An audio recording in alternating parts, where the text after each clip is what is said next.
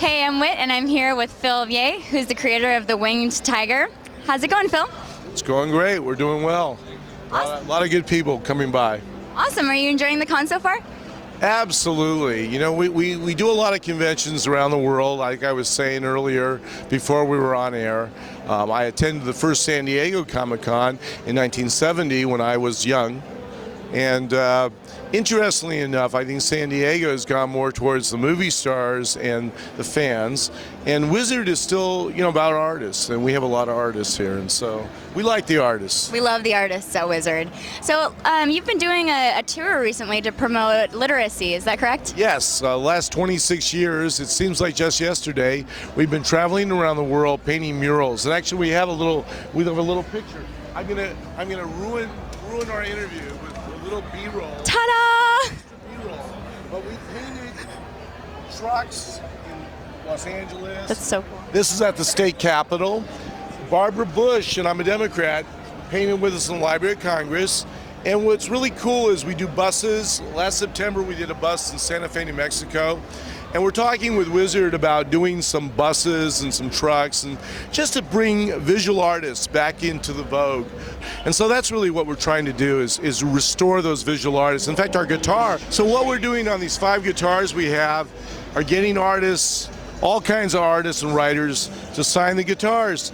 And it's really cool because this is Bill Mumy. I'm sure you guys recognize this, Lost in Space.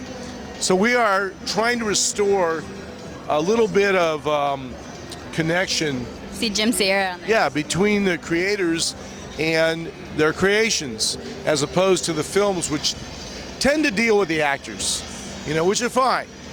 Nothing against the actors, but without us, there are no actors. I appreciate that. So yeah, the idea is, I think that if you know Spider-Man, you should know Steve Ditko. And then it's also nice to know Tobey Maguire played Spider-Man. And so that's really our concept, is that I think we deserve to be at least equals, even though we're better. To just, be in the pop culture a little more and have artists.